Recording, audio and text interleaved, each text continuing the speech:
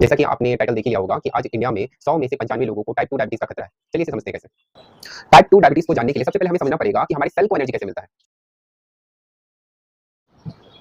इस पेज पे हम सीखेंगे टाइप 2 डायबिटीज के बारे में। जैसा कि आपको इस पेज पे दिखाई दे रहा है, ये हमारा स्मॉल इंटेस्टाइन हो गया, ये हमारा पैनक्रियास हो गया, ये हमारे ब्लड वेसल्स हो गए। ये हमने एग्जांपल के लिए 2 सेल रखे हैं और ये हमारा इंसुलिन गेट हो गया।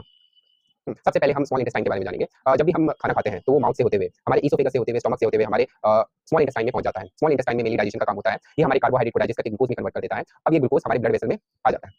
ग्लूकोज ये ये pancreas pancreas mainly insulin production का काम करता है। इंसुलिन हमारे ब्लड वेसल में आ गया। I for insulin. अब हमें ब्लड वेसल में क्या क्या दिखाई दे रहा है? ब्लड वेसल में हमें आरबीसी दिखाई दे रहा है, ग्लूकोज दिखाई दे रहा है, इंसुलिन दिखाई दे रहा है। इंसुलिन का मेन काम जो होता है वो इंसुलिन गेट, ये जो हमारा सेल, ये हमारा सेल है, सेल के ऊपर इंसुलिन का गेट होता है। तो इंसुलिन का मेन जो काम होता है वो इंसुलिन गेट को ओपन करना होता है। अब यहाँ से एक इंसुलिन आएगा और इंसुलिन गेट को ओपन करेगा। इंसुलिन गेट जैसे ही ओपन हुआ तो ये हमारा ग्लूकोज जो है हमारे सेल के अंदर इंटर हो जाएगा। ग्लूकोज आगे जाके एटीपी का प्रोडक्शन करेगा और एटीपी से हमारे सेल को एनर्जी मिलेगा। ये तो हमारा हो गया नॉर्मल प्रोसेस। अब जब हम अपने डेली रिक्वायरमेंट से ज्यादा खाना खाते हैं, specially white sugar, junk food, तो क्या होता है इसमें? ब्लड ग्लूकोज लेवल इंक्रीज होता है, ब्लड इंसुलिन लेवल भी इंक्रीज होता है। अगर ब्लड इंसुलिन लेवल ज्यादा रहा लंबे समय के लिए तो इंसुलिन गेट खराब हो जाता है। इंसुलिन का काम है इंसुलिन गेट को ओपन करना। अब इंसुलिन गेट ओपन नहीं होगा।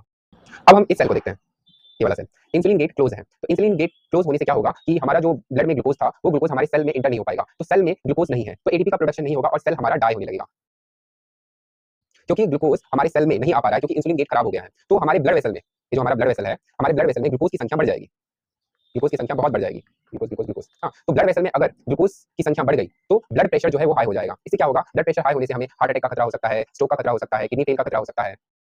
अब हम क्या करें?